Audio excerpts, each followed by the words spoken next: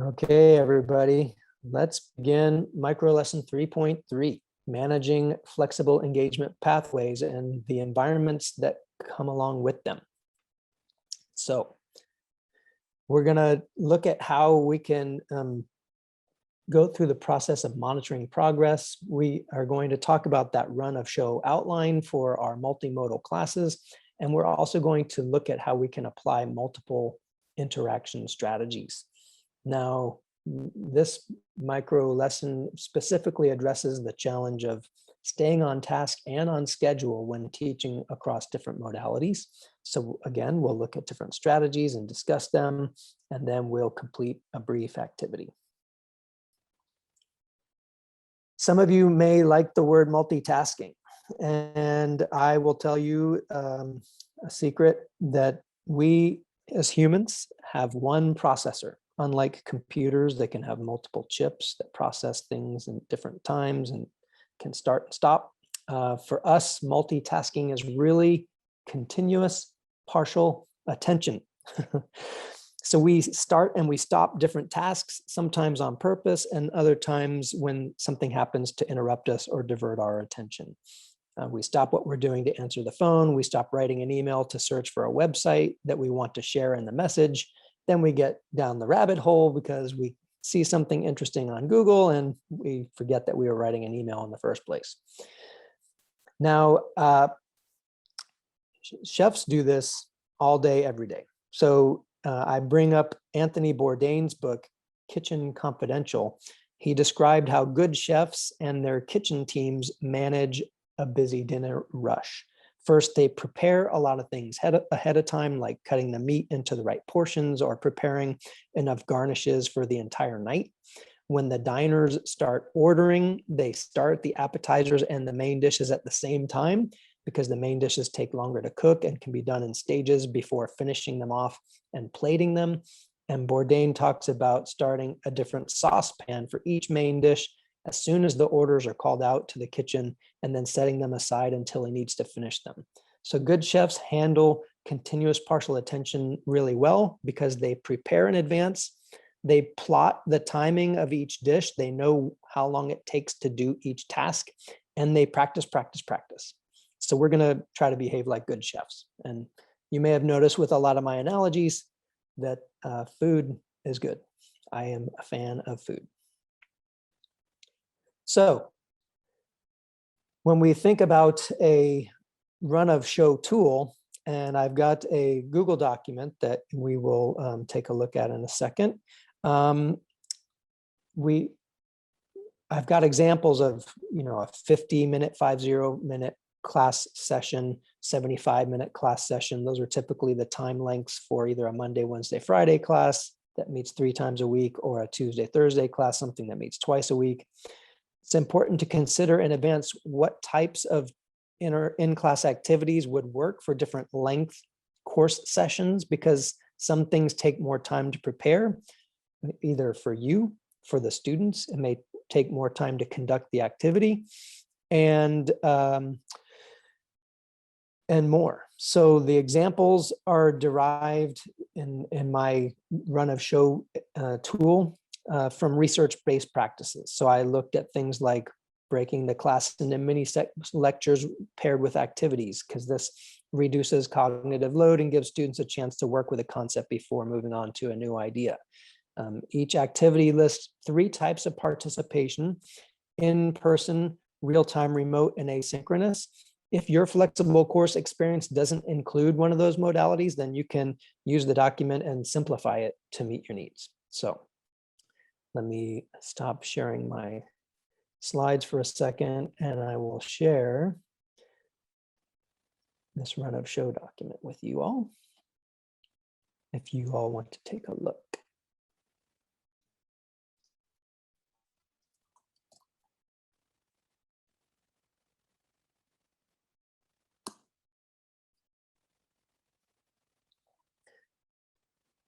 And I guess while I'm here, I can just share my screen and you all can look at that as well.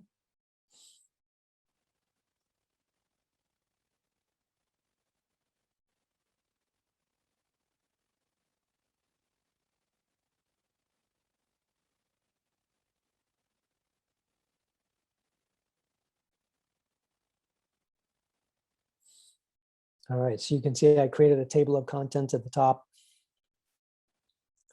And then we've got some examples. Now I need to fix this. I need to fix the examples because the tables are not 100% accessible. I've merged some columns that probably need to be unmerged to support our colleagues who use screen readers. But for now, you can see that this 50-minute class session starts with an activity 0, where students do something before they get to class. It could be watching a pre-recorded mini lecture. It could be a background knowledge probe or a survey like we've been doing for this particular course. But then when I start the class, I greet everybody and we jump right into some sort of activity. Then we might have a mini lecture that takes 10 or 12 minutes. And again, I show how each modality is going to participate in that particular mini lecture, watching in the classroom, watching via video conference, watching the recording. For some activities, I've listed a full script. So no matter where you are in time and space, here you can see for this think, pair, share activity, I want you to think about this topic or answer this following question and write down your ideas for 1 minute only. If you're in the room, turn to a neighbor and share what you wrote. If you're on video conference, I'll put you in breakout groups of 2 or 3. If you're watching the recording, press pause and participate in the think, pair, share discussion forum. Then come back and press play, and I'll summarize the ideas of the people who are here with me live. So you can see I've just basically given an example of a script that you might need to put into your run of show so that you remember to address each of the different groups of students that you're serving with your multimodal class. And then you can see that you give them 4 minutes to think while you break people into breakouts and different things like that. And then you have them go through the working together, how they share back in the large group. So you can see that a think, pair, share activity could take as much as 15 minutes, where in a classroom, it might take less time because everybody's the same modality. And similarly, if you're going to do a poll, having those extra instructions might increase the amount of time it would normally take so that the students who are watching the recording know what to do, students who are online know what to do, the students who are in the room know what to do, and so on.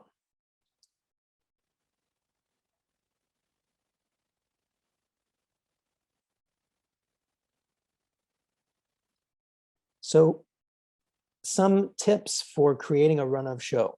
I'm a fan of starting with your outcomes, as we did in the first day. Helps to establish how students are going to reach the outcomes through the activities that you're creating. What should students be able to do when the class meeting is over? If, and I think I brought up this analogy before, if the course level outcome is for students to create bacon for a BLT, then they need to consider maybe turkey bacon for those who don't eat pork or tempeh bacon for vegans. Starting with an activity in your flexible courses is important. Whether you use an engagement trigger, you create a poll, recall prior knowledge, answer questions about the homework, but something to avoid starting with administrative details. It can be short and sweet, but it sets the tone for an interactive class session, and especially across a flexible course experience, it's really tough to recover from 5 minutes talking about due dates and other administrative details related to your class.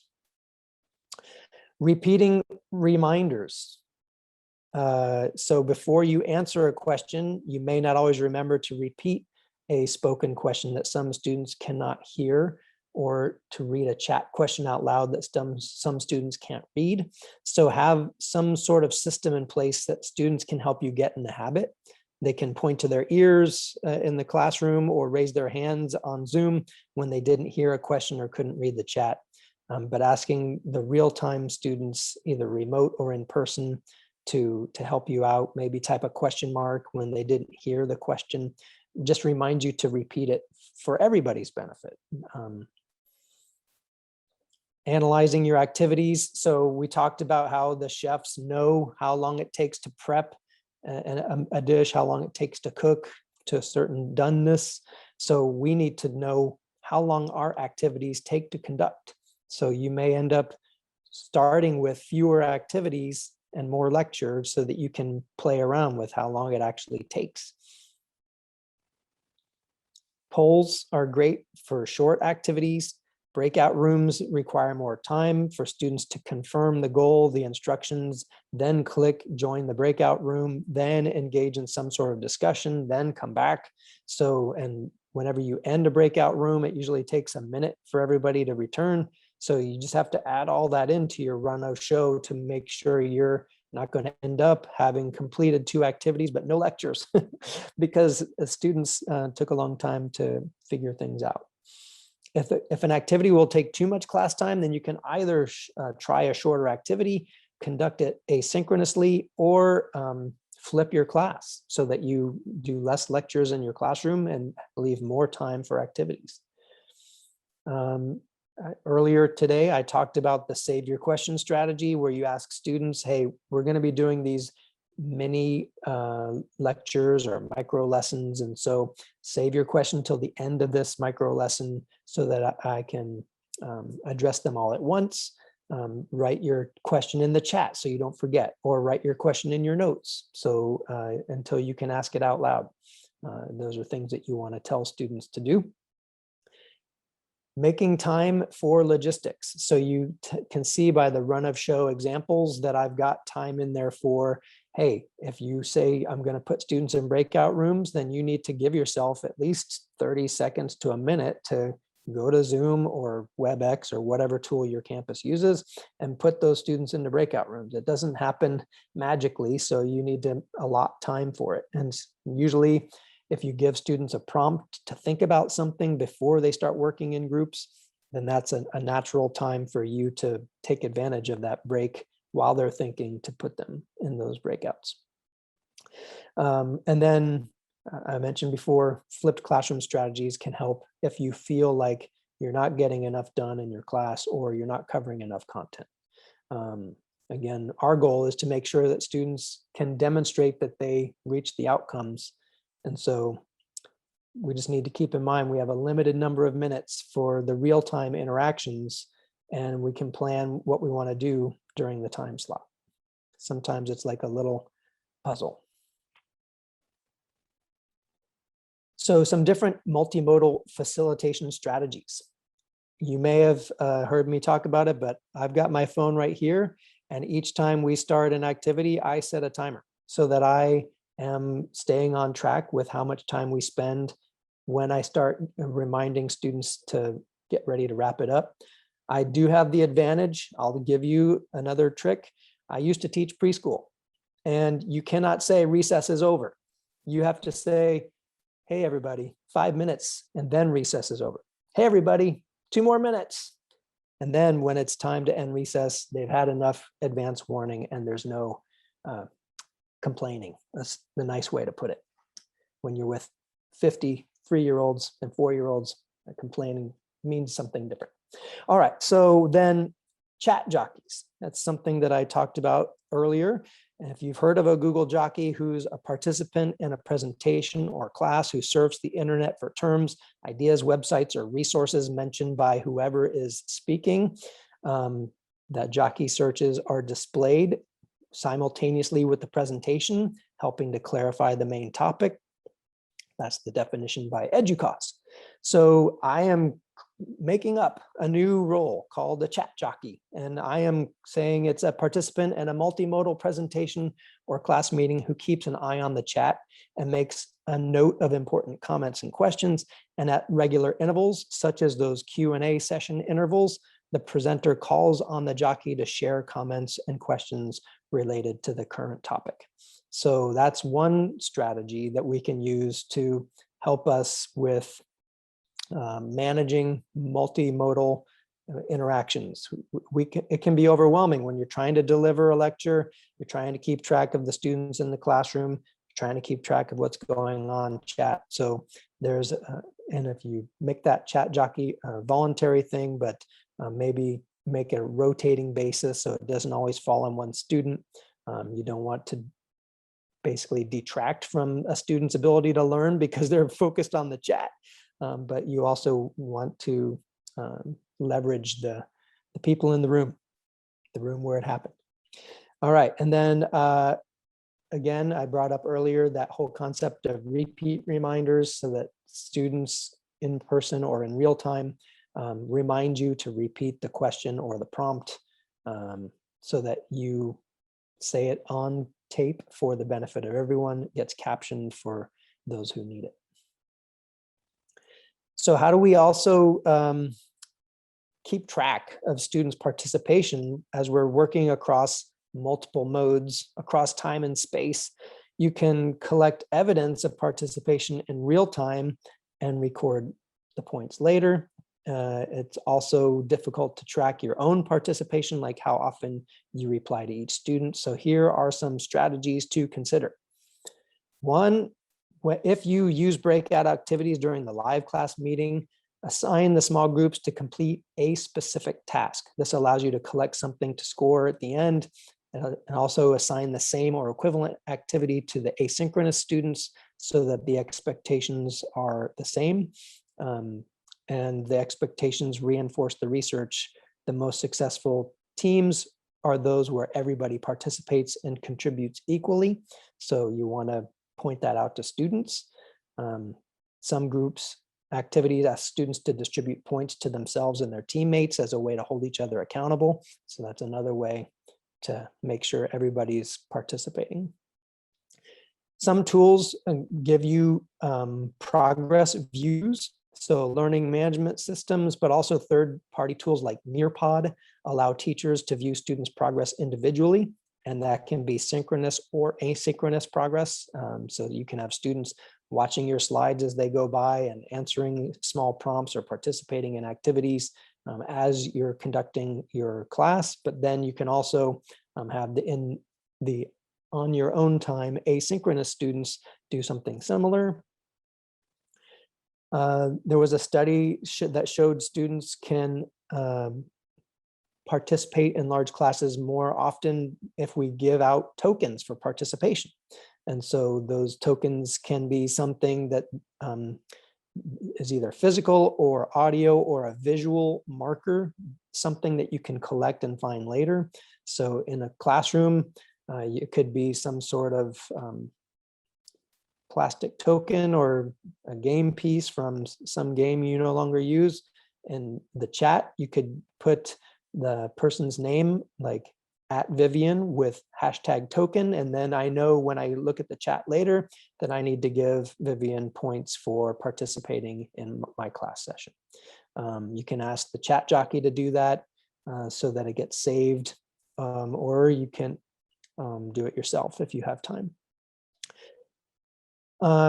Discussion tracking is something that I started doing. I mentioned before my class is 50 to 100 students, and I read this study by Stanford that online teachers are 94% more likely to reply to student names that look like white male names.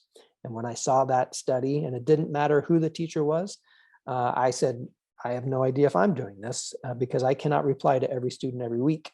So I started tracking my replies to every student with a Google spreadsheet, where I basically created a column for the class roster and a column for every discussion in my class. And I told my students right then and there that I was committed to making sure everybody got equivalent number of replies, as well as answering students who had questions. I wasn't gonna just skip students who have a question because I've already done my quota for the day, but it really helped me to make sure that I was treating everyone fairly. And so it was helpful to know who hadn't gotten a reply in the last week or two, so they would be the first person I would seek out in the discussion. Sometimes it's also a way to find out that a student hasn't participated in a discussion or two.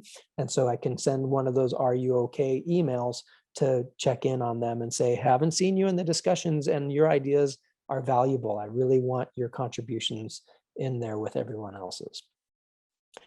And then one more strategy is, again, an equity strategy, having a deck of index cards with each student's name on it, so that when you have a question for the class, rather than waiting for the vocal dominant talkers in the class or the people online who are fastest to click unmute, then you just pick the top card off the stack and say, Stacy, you are the one who gets to answer this question. You're the lucky winner.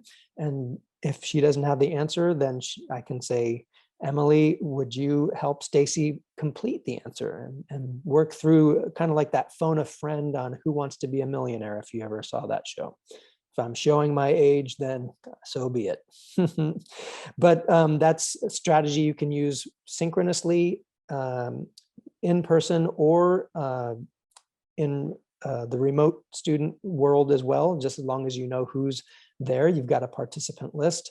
The asynchronous students you may need to remove from the stack, but you'll want to find ways to call on them in an equivalent manner as well. So I know we all want to get to our run of show documents and maybe play around with that. That is the activity for this particular micro lesson. But I would also like to practice what I preach. So I've set aside a few minutes for us to have a mini Q&A for this micro lesson to see what questions have emerged as people are listening to me talk about multimodal engagement.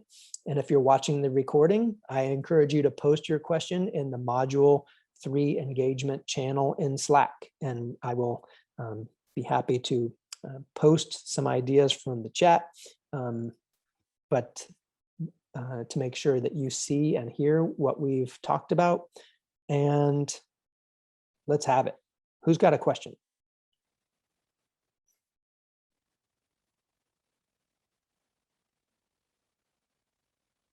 Barbara uses a wheel of names for synchronous and on-campus courses. Nice.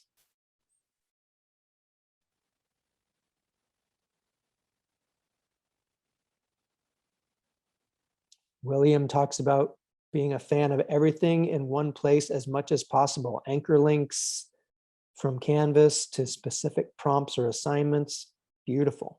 So that's a way to help students manage the environment. It's also a way for you to manage the environment.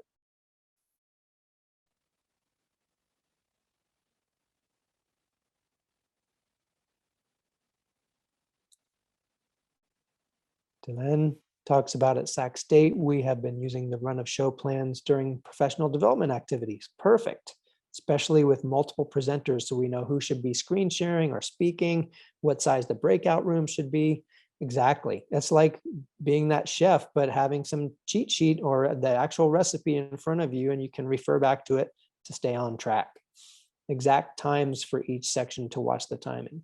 So that prep takes a little bit more time in advance, but it is so worth it when you only have 50 minutes and you're trying to accomplish a certain set of tasks in a multimodal experience. Thank you for sharing that.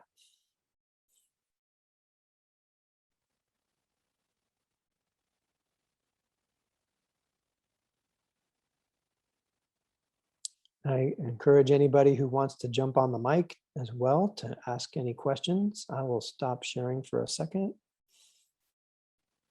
See if anybody's got their hand raised.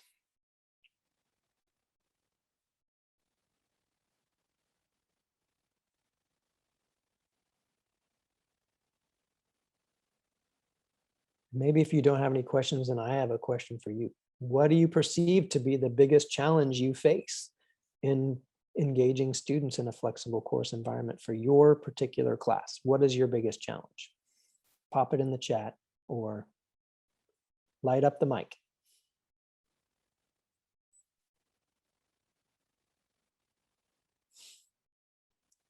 Troy mentions in the learning management system courses, we add teacher notes that only the instructor can see, so that when they teach it again, they remember why and when they do things. That's good. And that also is a great way to practice reflection. So instructors who reflect on, hey, that class session went pretty well. Here are the things I would do again. Here are the things I would change. When you pop that in a place like those teacher notes, when you copy that course shell for the next term, then those notes remind you, oh yeah, in week 3, I did that thing and it really worked well. Or that really fell flat. Nobody participated. I'm going to do something different this time. So that's a great idea, Troy. And encouraging teachers to do that themselves is the next step.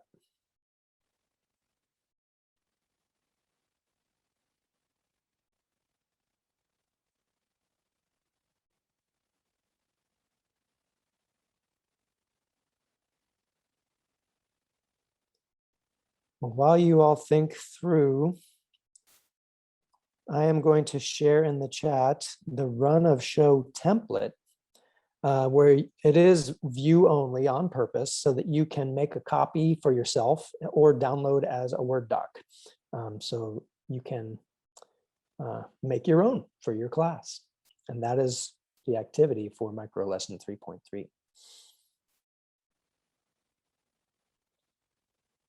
So I'll give you a couple minutes to do that, to download it or make a copy as a Word document. Maybe start thinking through. But I am interested to know how long people think some of these activities might take in a flexible course. If you have students in the room and students online, how much extra time would it take to conduct a poll question? How much extra time do you think it would take to put students in small groups and come back? And what does that mean for the rest of your lecture?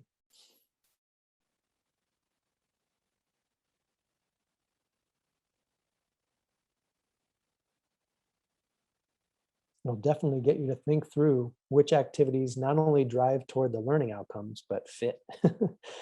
Fit in the amount of time I've got.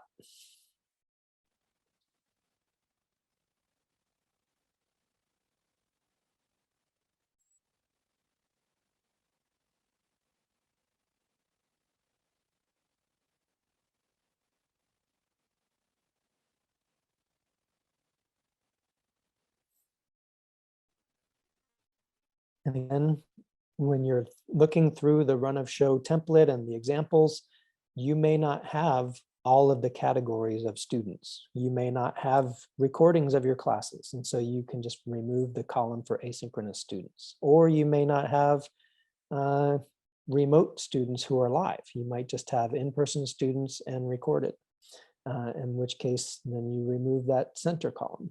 But just modify it as you need. It's there to be a tool for your benefit.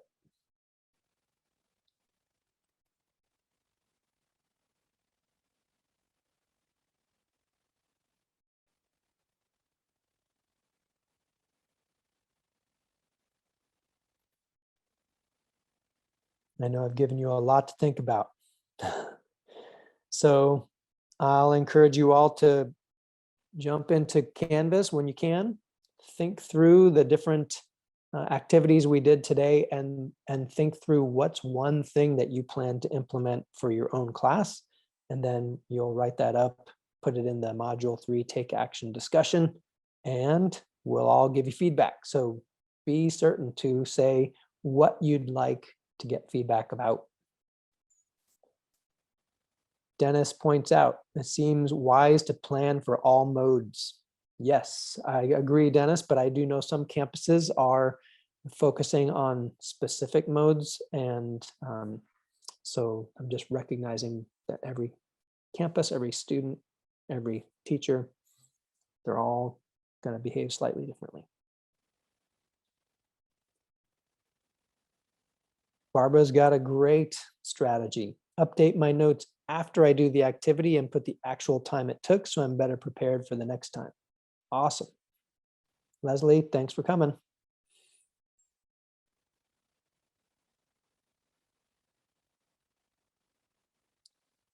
I will stop the recording, but I am going to stick around in case people have questions. So feel free to unmute yourself and ask. You're welcome to all the thank yous.